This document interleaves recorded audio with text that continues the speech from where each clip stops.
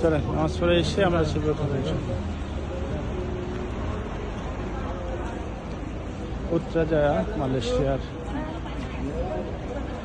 অসাধারণ মসজিদ। মসজিদের প্রধান ফটক দিয়ে আমরা প্রবেশ করছি। আলহামদুলিল্লাহ।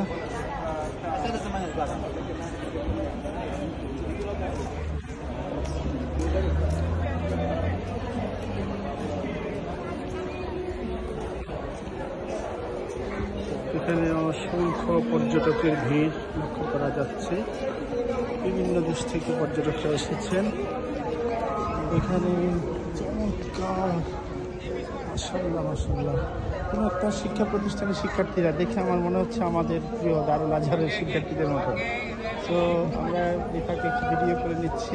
ওই যে স্বামীর মতো একটা স্টুডেন্ট দেখা যাচ্ছে আমাদের। হ্যাঁ, ছোট স্বামীর মতো বেশ চমৎকার। আমরা ওদেরকে ক্যামেরা বন্দি করে নিচ্ছি। Darul Siyab from Bangladesh, welcome. Okay, very nice. হ্যাঁ, এই যে আমাদের মেয়েদের ড্রেস পরেছে same as it is, just ওরা একটু সাদা জামাটা লম্বা পরেছে, আমাদের মেয়েদের উপরে হিজাবটা থাকে।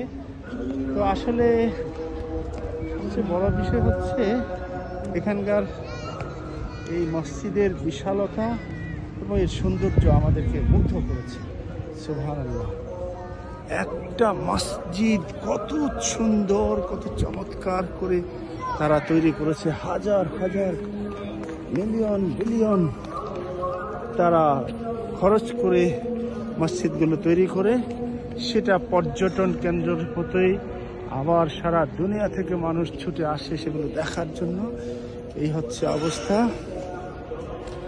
তবে আমরা এখন মসজিদের ভিতরে প্রবেশ করব।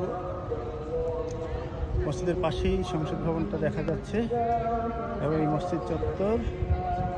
এবং এখানে একটি আয়াত খুব সুন্দর করে লেখা আছে, ফাইজা কুদিয়াতিস সালাতু ফান্তাশিরু ফিল আরদি ওয়াবতাগু মিন ফাদলিল্লাহ ওয়াজকুরুল্লাহা কাসীরান লাআল্লাকুম তুফলিহুন। নিশ্চয়ই তোমরা সফলকাম হবে ইনশাআল্লাহ। এই চমৎকার আয়াতটি লেখা আছে। আমরা এখন মসজিদে প্রবেশ করব ইনশাআল্লাহ। তারপরে দেখা যাবে পরবর্তী কি আর সামনে আছে।